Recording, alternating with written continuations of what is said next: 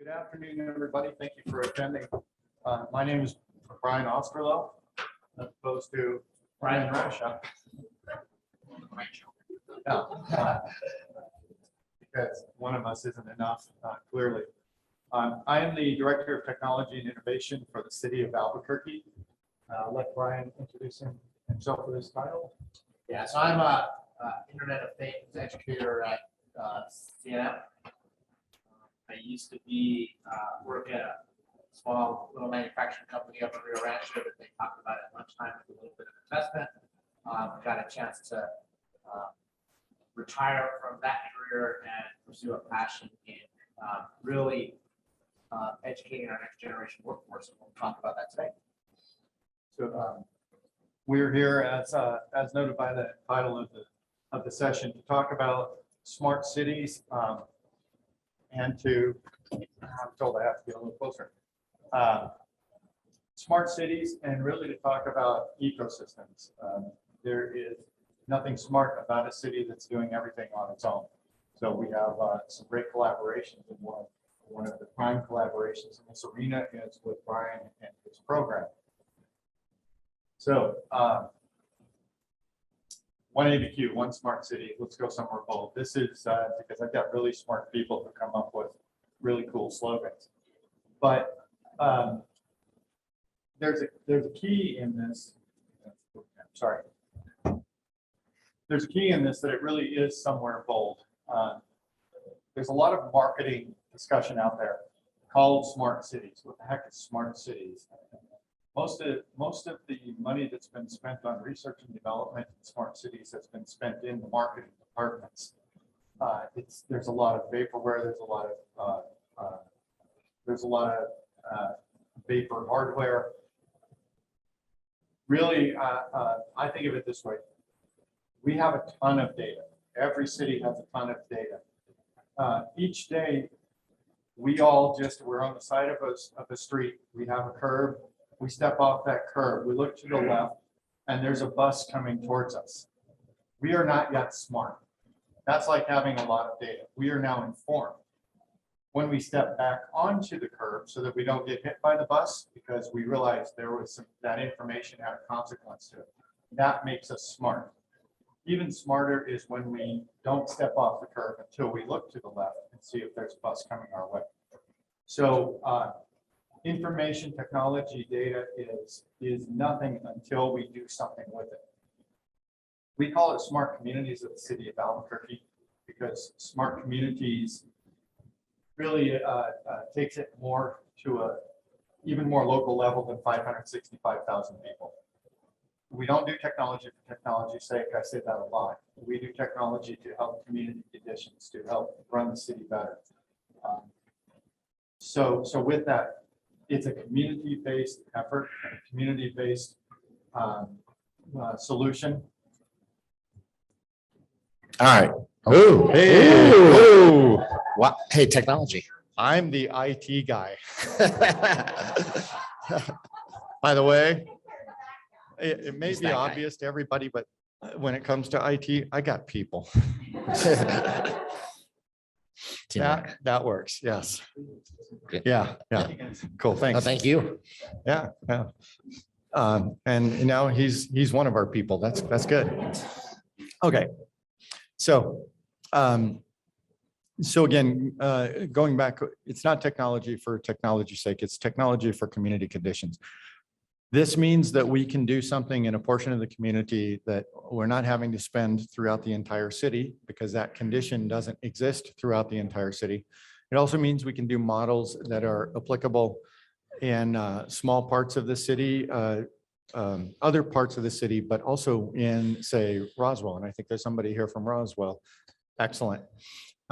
In Cuba, New Mexico, in Des Moines, in Tallahassee, and potentially even in Chicago or Los Angeles.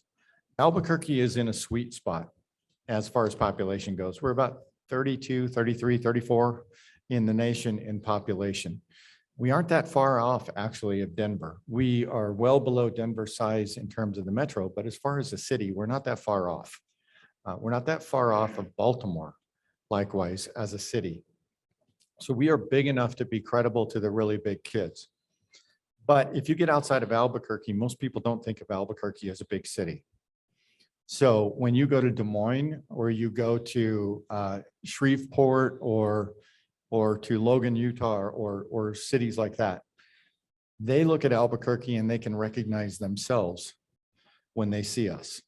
So we are credible to the big kids and we are recognizable to the smaller cities. I find that to be a great spot, and it's for us, it's been very successful. We hope it's also very successful for our partnerships and for our businesses. And I am trying to, I'm gonna take a look here. We've got the prototyping boot camp, the IIT boot camp results. It looks like these are in slightly backwards, but Whatever order you want to go in. let's go ahead and we're You gonna, want to talk about the boot camp? let's start with mine and then we'll, Yeah, that sounds. which good. is what we had planned. See, we stepped off the curb without looking to the left. All right. So, as we talked about, we don't do this alone. The city of Albuquerque doesn't do this alone. We have created collaborations. One of them is with C&M Ingenuity. We also have collaborations with UNM. We discuss with anybody and everybody who wants to have a conversation, and that includes a lot of companies. We've done some things with Westwind.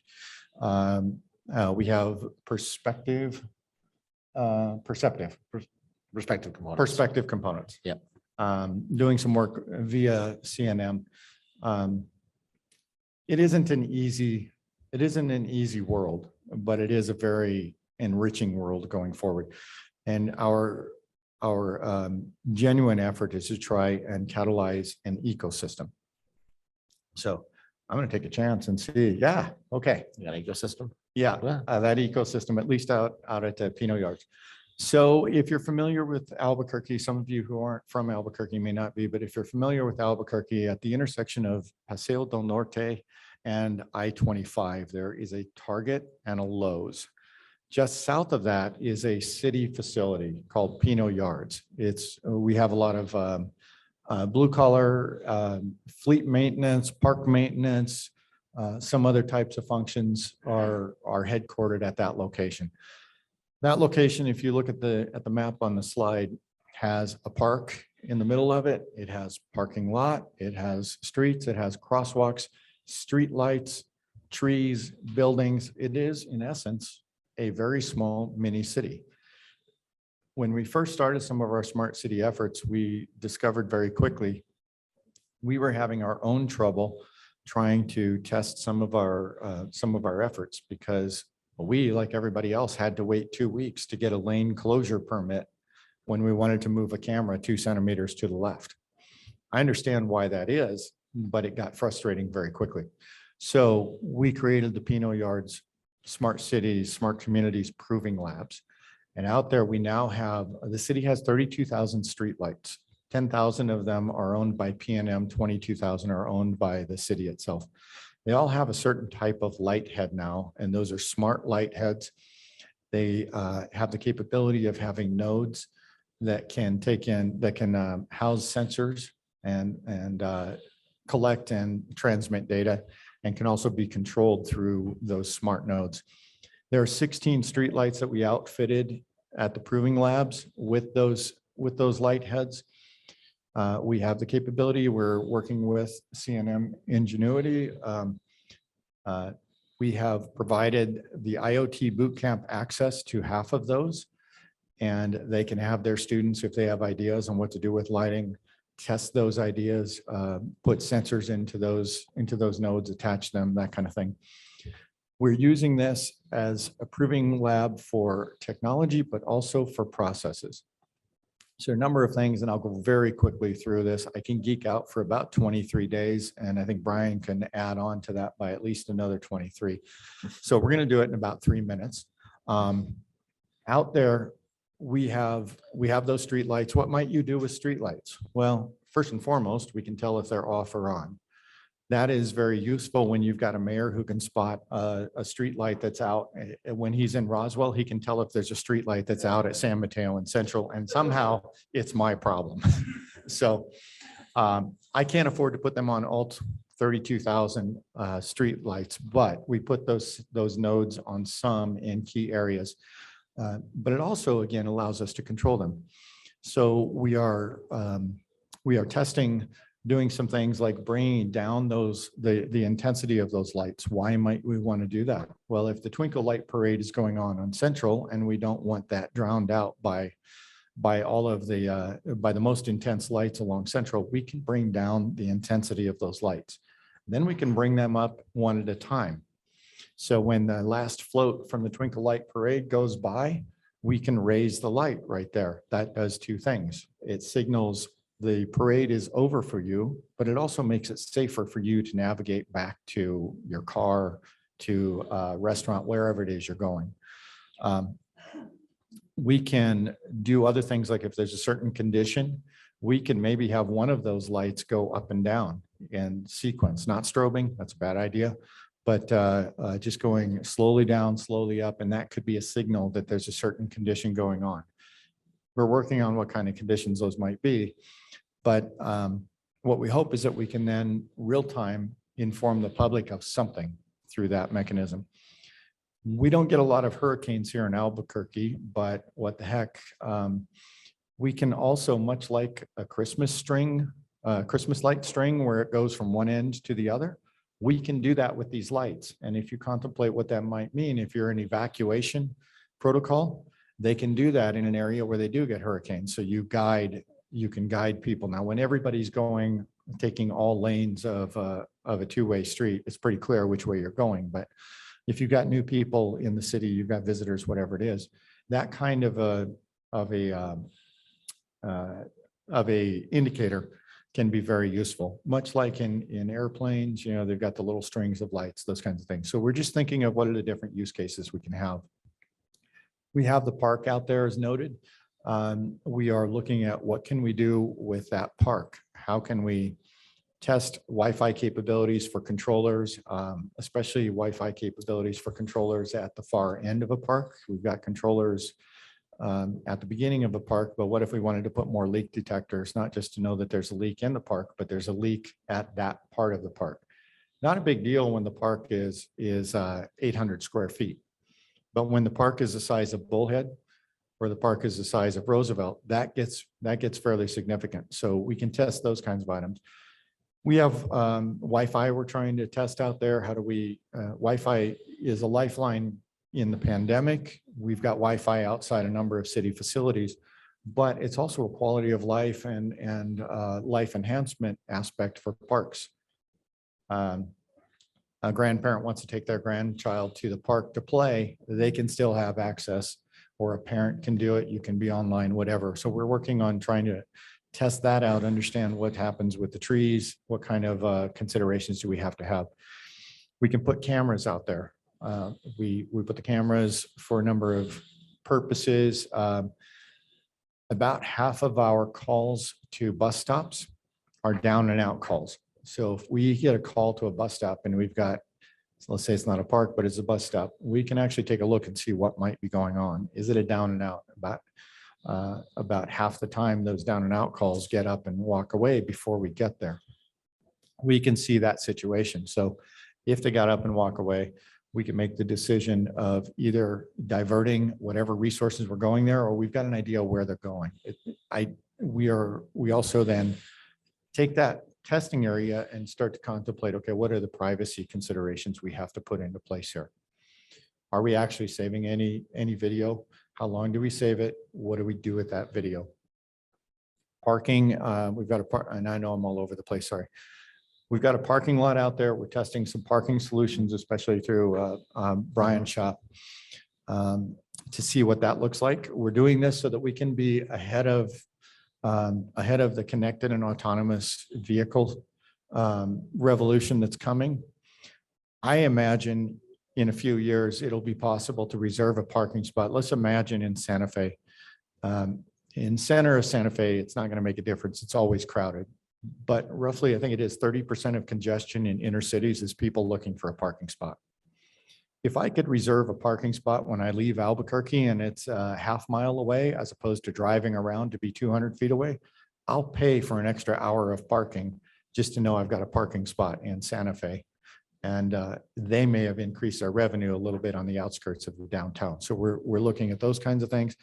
Question becomes, okay, is it going to be occupied by somebody else when you come in? As we get more to connected and autonomous vehicles, I think that goes away a little bit. We are working to test parking pucks. They're little pucks that go into the street or into the asphalt or concrete and can tell you if there's a vehicle at that location. We've already tested them at meters. It doesn't make enough of a revenue difference for us to put them at meters, but there may be other uses. If you go to the airport right now, you'll see how many spaces are available on a certain level. What it doesn't tell you is how many of those are handicapped. So if you were able to see that there are 23 spaces available on level 1 and 22 of them are handicapped spaces. If you're not a handicapped parker, would you go to level 2? I would. So just making it a little bit more convenient. There are other situations such as fire zones. I can't have parking enforcement throughout the entire city, but I've got fire hydrants throughout the entire city. So it's possible I can put those pucks in front of fire hydrants. And now I've got visibility, so to speak, on the entire city. And if I see consistently that a fire hydrant, a fire zone is being violated, now I can run an enforcement action as opposed to just going through and blindly patrolling areas. I'm gonna stop here very soon. I think you get the idea. We're doing a number of things. We can use this area to test. We're also testing outside this area, but this was ready-made for us. I'm gonna kick this over to Brian because he's a big part of what we do. He's a big part of the ecosystem. And I think he can be a big part of taking ideas, of taking students and helping us all to further this effort. So Brian, wonderful. Go back to, Yeah. I can't see that slide. There Is you that the go. bootcamp That's slide? the prototyping. Yeah, wonderful. So about 2 years ago, when I was developing what became this Internet of Things rapid prototyping bootcamp at CNM as part of the already established deep dive program, it was when I first met Brian, and it was actually out at Pinot Yards. We were out there at the time. I was visiting with manufacturers, healthcare providers, smart city, smart community individuals to find out what did the employers, what did the community need out of students. You know, I transitioned from a career of making semiconductors into making something infinitely more precious, which is great employees and really great students. And one of the founding tenets of the Internet of Things Bootcamp was not to build what I thought was needed, but to go ask people what they needed and to build a workforce for that. And that was really the focus of the conversation that we had a couple of years ago at Pinot Yards. And at that time, Brian was sharing with me the ideas, the beginnings of the ideas that he just shared with you. And it became very clear that you can't have a smart community. In fact, you can't have a smart manufacturing facility. You can't have a smart healthcare network unless you have a workforce that can work in that area. And so that was the beginning of our collaboration. And we actually took a turn in what we teach our students, that we have a little bit more emphasis on smart communities than I originally anticipated because of these collaborations. To tell you just a little bit about the bootcamp, to kind of give you the context of that, I get students for 10 weeks. So it's not part of a degree program at CNM. It's a part of a certificate program. I get them for 8 hours a day, 5 days a week. So like a full-time job, much to their chagrin at times. And they come in with really no prerequisites.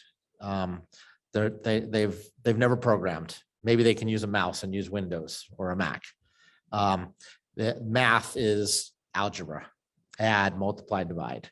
And what we do in the boot camp is we teach the students how to program, how to do basic electronics. So they build and they prototype their own parts using both off-the-shelf components and components that they build in the classroom. They learn how to 3D model and 3D print. And so you'll see, I think on the next slide, and you see a little bit on in these little pictures here, things that the students designed on their own, and then used additive manufacturing to kind of create in our lab facility. And then they take all those skills and they prototype stuff. And so 8 weeks into the class, I let them loose for all of 10 days to create a individual capstone project of their own creation. And Brian and I are just constantly amazed at what they come up with. You know, we think we've seen it all, and we think the last boot camp and the last set of students has done better than anyone. And the next one comes along and we're blown away in the creativity and in the innovation. I call them kids. My students average probably about 30 years old, 32 years old. I've had as young as 19. I've had as old as 67. Most of them have been in hospitality or retail type jobs and wanted to get into technology and want to be this workforce that Brian needs for his vision, not only for Albuquerque, but really for cities around the country. And so over those 10 weeks, the students they learn how to control lights in a room and outlets. And next week, my students are going to be automatically watering a house plant, which is a project I need because I can kill a plant like there's no tomorrow.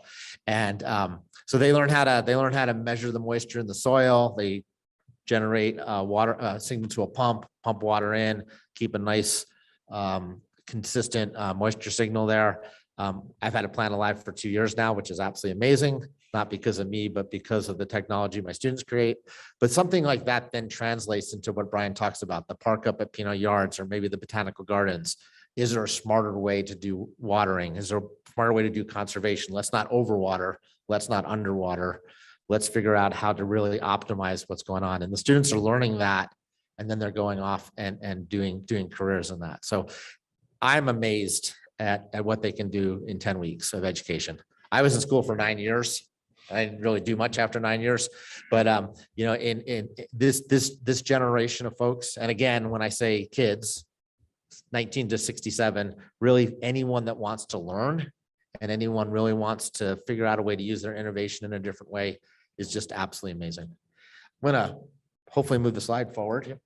And I put here 3 of the projects that CNM has worked with Brian's team on, and we'll talk about a few more as we go. And I really share this a little bit to, you know, show off a little bit of what my students can do, because I'm infinitely proud of what they're able to accomplish.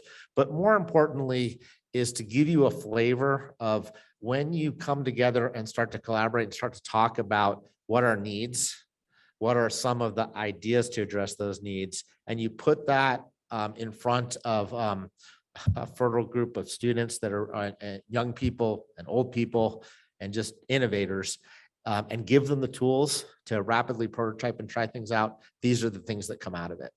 On the left in these slides, you see a solar trailer. It's a little trailer with 3 solar panels on it. We started this literally right as COVID hit. So in March of 2 years ago. And at the time, the city was looking for a way to be able to roll up Wi-Fi into areas, school parking lots, maybe in parks, where the kids, literally the kids, could engage with school if they did not have internet access at home. And so a couple graduates from 3 graduates from our boot camp got together, talked to the city, found out kind of what the city was looking for, partnered with an IoT company, actually a Canadian-based IoT company that's looking to make a presence here in Albuquerque, that had a Wi-Fi to cellular type connection. And they essentially created that trailer that you see on the left there, solar panels, a battery, Wi-Fi, a cellular connection. It's big, it's clunky. It is not what you would do in mass production of things. You know, you go to a Lowe's parking lot and you see those slim security trailer type stuff. But these are students that literally have had 10 weeks of education in the area, have never worked with power systems, and really just wanted to get something into Brian's hands so that he could try it out and go, this works, this doesn't work, this could be better. How do we improve it? You can generate idea after idea after idea on paper, and you can think it works, but until you start to actualize it and find a way to quickly actualize it in a relatively cheap envelope, and try things out, innovation doesn't really happen. And so the students are able to do that and provide, in this case, the city with some insights on what works, what doesn't work, what's the use case. We thought this was the use case, but no one uses it, or this form factor is not great, or someone can roll up and steal the trailer. What are we going to do about that? Those types of things. And the students get out of it, how do I get power from a solar panel into a battery? And how do I make sure that at 5 a.m. when the sun's coming up and I've just gone through 13 hours of darkness in the middle of the winter, that the Wi-Fi is still on? And so that was one of our early creations. On the far right was a device that was made, and I think you can kind of see the white case that it's in. White case in it, which was 3D designed and printed by one of my students. But this came out of another conversation with the city, and the conversation was really that us as city residents and as drivers around the city, one place of annoyance, and I come from the Midwest, the annoyance is a little bit more there, which is things like potholes. And you find that the pothole on your street never gets filled, or gets filled when it's not really need to get filled, and really optimizing that process of making the streets easy to kind of drive on. The conversation that Brian and I were having was, there is a type of vehicle that drives on all of our streets every week, and that's a garbage truck, right? Every week, garbage truck comes to our house. It goes to there's a garbage truck that goes to every house, every business, every week.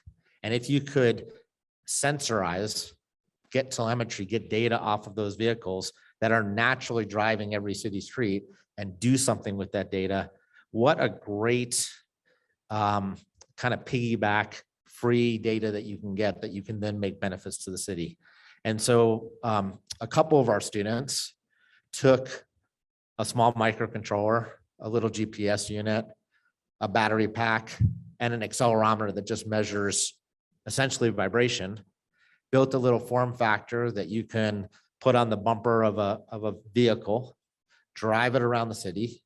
It's detecting if it feels a large bump.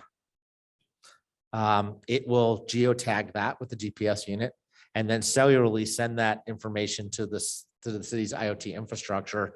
You collect enough potholes, or if you see something change, right? Maybe it's a speed bump. Every time something goes over there, I see it. Doesn't matter if I'm the left side of the road, right side of the road, that's a speed bump. I don't need to go out and fill a speed bump. But if all of a sudden a bump starts to get bigger and bigger and bigger, maybe I can go do stuff with that. It's entry level into the garbage truck world, because the garbage trucks also can see other things on the street. Is there an abandoned car that's there? Is there street signs that have been vandalized? And you start to build in this capability of using old school technology, a truck driving around our streets, as a platform for collecting data. And just by having a conversation about, hey, what if, and then setting some students loose on it, and not just creating like a lab thing that you might see in a high school science project, but a fully enclosed battery powered in case, something that runs for multiple days without having to recharge, something that gets the data off of it. It's not great if you have this data collection thing in the engine compartment, and you can never get the data off of it. The students having to deal with and thinking about how to come up with solutions for that. So that's the one on the right of that. The one in the middle is actually, I think, the coolest and the neatest one, and it came out of one of the capstone projects from our students. You see the drone there, and you see what looks like a Nerf ball hanging from it. We got into a conversation about lost hikers in the Sandias. Really lost hikers anywhere, if you think around the country, and the effort that goes into the search and rescue operations. Someone's going hiking La Luz, and they veer off the trail, and their family calls in. Where did that person end up? Are they injured? Are they lost? Literally, a small army is mobilized to go find that individual.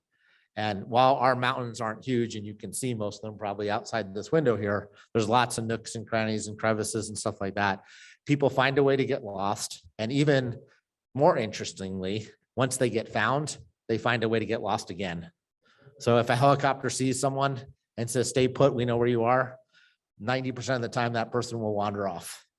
And they have to be found 3 or 4 times. And so we had a student as part of his capstone project come up with an idea, which is, what if I dropped a little beacon off of a drone that had flashing lights and a little bit of sound and had a little button that said, hey, I found you, and had a little GPS unit in it. And by the way, maybe had a little health monitoring, pulse, blood ox, get a little, the basic kind of first aid type stuff.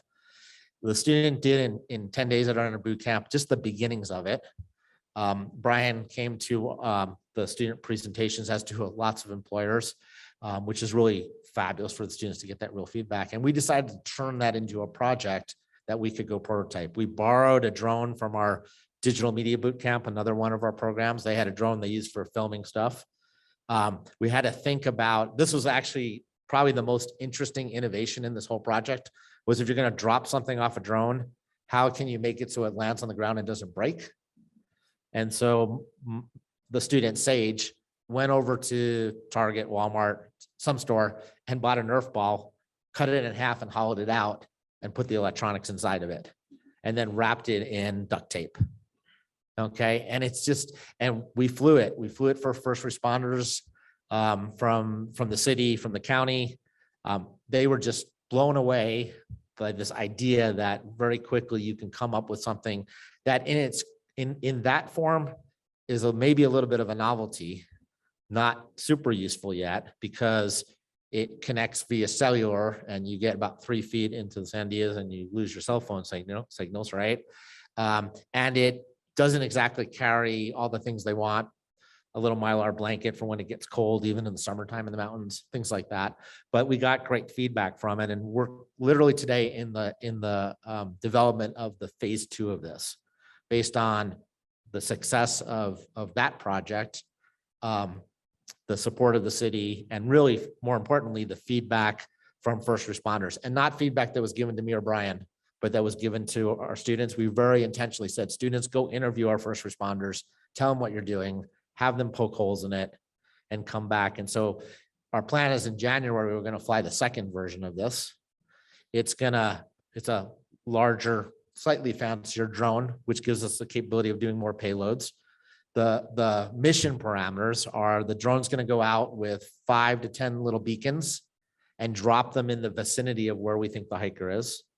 When the hiker finds it, they push a button and we know where that hiker is. And the drone will then go back with a survival pack, food, water, cold weather gear, stuff like that, to help that person, and a do not move. And if you do move, take this with you so we can find you kind of warning. I think we're going to put super glue on it, so when they pick it up, they can't drop it. Right. But it also let us have to think about other technologies, because now we're in the mountains. We're away from the cellular network. There's not line of sight. And so the students looked into a technology. It's called LoRa, long range radio. It's a low power, 10 to 15 kilometer type of radio transmission that can run off like a watch battery for weeks. And they're in the process of developing a LoRa communication system that would not only communicate between the beacon and the first responder sitting at the base of the mountain, but because we have crevices, they're thinking about, what if I put a repeater on the drone? And now how do I get a communication to bounce off a drone and back into the first responders' hands? And so these are the kinds of problems and opportunities that come out of the rapid prototyping. And then we just turn it around and throw it back at the students and go, that's great, you found that. What are you going to do with it? And through the conversations that we've had and just seeing what the students can come up with and seeing what the opportunities the cities have identified, we're starting to develop, I'd say, a menu of smart community kind of solutions that most likely will not be deployed for the reason that we developed it. We will develop it for something, and someone on the front lines that is dealing with a problem in an area will say, I can use that and I can make things better for myself, for my fellow employees, and most importantly, for the residents of the city. And I got to tell you, the drone thing is so freaking cool. And it's just awesome. This is a type of ecosystem that we are, that we are not wanting to create. It's that we are working to create, that we're in the process that is actually building and growing. I firmly believe, and Brian firmly believes, we can be the hub for this nation. This is an area where New Mexico doesn't have to catch up. We are in the lead in this area. I don't know of any other area that's, Columbus, Ohio got a $40 million grant from the feds. I don't know if there's anybody in the room who can get me any federal money, but just saying if there is, that'd be really nice. They got it, but I don't think they're doing it. Theirs was around transportation. We are really looking at a multitude of community conditions, but we're also allowing the community, especially in the form of Brian's students and the CNM Ingenuity program, we're allowing them to come up with items that can be applied to conditions. What I think might be at the foremost of your mind is possibly what you think is at the foremost of your mind, but these students often correct me on that. We are, I think, leading in this realm. This is a kind of effort that can go on at Roswell, and with ENMU Roswell, I would think it'd be great to see that kind of collaboration. As I said earlier, Brian said, the mountains here aren't that big. They aren't that deep. But if we develop this get this search and rescue, and we're taking it beyond what we know of current search and rescue efforts, if we develop it here, it can be used in Colorado. It can be used in a number of locations, and that's our goal. How do we do things here that can be used in other locations? I would love for people to be coming from Massachusetts and Oregon and Kansas and maybe even possibly Texas. I think we'd welcome them if they went back afterwards. I'm not sure. Come here, go to the boot camp, go to Roswell for a boot camp, and then go back. That's what Harvard does. They've got a whole industry around educating people who don't stay right at Harvard. I don't have a problem with that. I would love for us to be the center of all of this, for us to be the center of excellence. I've often said we are the MacGyver of states.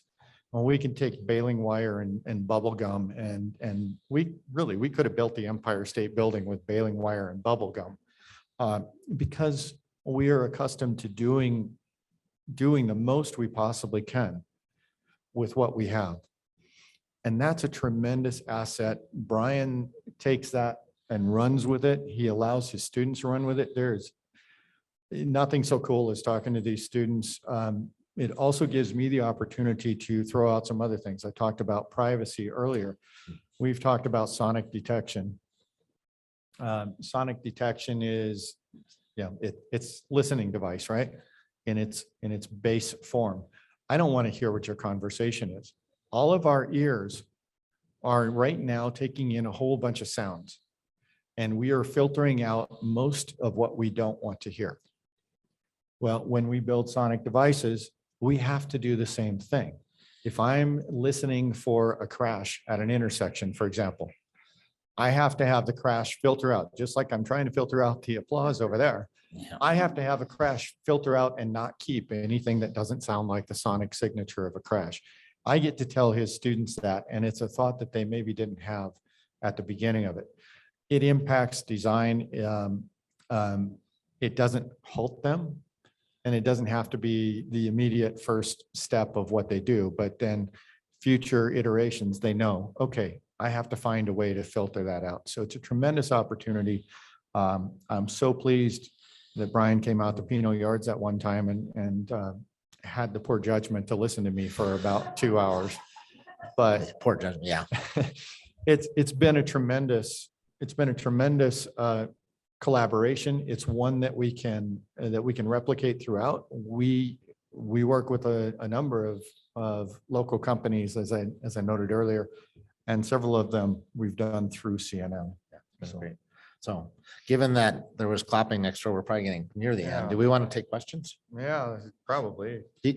How much time do we have still? 5 minutes. Okay, then let's, are there any questions you guys have or anything that's on your minds or anything online? No. I don't know how to use this. I don't see any questions there. Okay. Someone's looking forward to hearing about our city. I'll have to Oh. tell them about that sometime. Okay. But So I guess it's not necessarily a question, but an offer. Your drone program is very exciting, of course. Once you feel like you got it perfected and you want someone to show up and hack it, please give me a call. I understand what you're saying. Okay, If you want to hack it before it's finished, give me a call back. okay, sounds good. I'll take you up on that. And Absolutely. I'm going to repeat that real quickly for those yeah, who that's right. probably can't hear it online. It's just not a question, but an offer when we get to the point of we want to hack that drone. And really, I think what it is hack anything that's come up to give you a call. And quite honestly, that's what we're looking for too. How do we bring other components into this effort? How do we break things? Absolutely. So two things. First of all, one thing that I have earlier, what is the city doing with HR to make sure that we can hire these people that don't have degrees and don't meet the standard, oh, you have to have this experience as education, and non-traditional students can do that. And secondly, can the bumper thing do the speed bump by doing the accelerometer going up? Mhm. So that you don't have to like manually say, oh, that's a speed bump. You can figure that Yeah. out, right? Yes. Yeah. Okay, so she was asking about the speed bump and automatically determining an up versus a down, and it can do that. So that's good. The first part of the question is, what is the city doing? But really in general, what are employers doing to help hire folks from workforce perspective, maybe don't have a traditional 4-year degree or a traditional 2-year degree? I'll let you, So Feel down. I'll I just make them. He hires them. So I will start with what we are doing with HR. We're having a difficult time. I don't want to peg that on HR. Just to be clear, because never anger your HR, your purchasing or your budget office. But I do think this, so at the city several years ago, I saw, this probably 10 years ago, I saw that we had a group of job descriptions called Programmer Analyst 1, 2, and 3. And it was a very horizontal listing of tasks for something we don't do much of anymore. We really don't program much anymore. We do a lot of configuration, we do a lot of integration, but not much programming. So we blew that one away and instead created a series of positions called Business Technology Specialist 1, 2, and 3. That is a more vertical, so it includes things that you're going to do PC support, you're going to do some configurations. As you get a little higher, you're going to run some projects in your own department, that kind of thing. It's still a challenge for us, and I'm pushing very hard to get reductions in the requirements for hiring people. It's a challenge. It's been several years, but a study was conducted, and here, especially in central New Mexico, we've created something of our own little volcano, if you will, of hiring expectations. We have looked around at our own peers here in the central part of New Mexico and said, oh, well, they're requiring that. We need to require that too. What we've not done is look at Texas and Arizona and Colorado and the areas around us. So we have built up bit by bit additional requirements on qualifications. And I'm trying to tear those down. Quite honestly, I don't give a flying rip, sorry, but I don't care if you have been in something for 20 years. What I want to know is, do you have 20 years of experience or do you have 1 year of experience 20 times? There is a world of difference in those two things. And it is a challenge that I'm continually trying to hack away at. I have been able to take probably 2 to 3 years off of the experience requirements over the last 12 years. So, I'm probably due for another year or two here shortly. I think I'm at about 1 year every 3 to 4 years I get to pull off. But it makes a big difference. I want those who come in with different ideas. I want those that we can build. Yeah. And It is absolutely a huge barrier to entry. Yes. Yeah. And I'm going to add one more item. To me, it's a barrier. We have a lot more people of color, a lot more women coming into these programs, be it at UNM, CNM, wherever, and I can't hire them because I can't get you straight out of college. I can't get you straight out of the program, and I am trying very hard to change that. Yeah, I will say the good news is there are starting to be more and more employers locally that are starting to pick up students from our certificate programs. and are going against the stream. And they're incredibly happy with the students that they're getting, the new employees, and they're talking about it. So if you hire someone and you love them, talk to your peers, talk to other companies about it. It's going to take just persistent kind of just look at how great these folks are. Don't worry about, I have lots of paper behind my background, and that was important for something I was doing, but it is not what is needed in all this type of stuff. Look at the individual, look at what the job is, look what the needs are. And then when you find someone that's great, tell everyone about it. And I think that will start to change the flow. Okay, I think we're being cut off. Thank you very much. Will be available. I'm happy. Good job. That's right.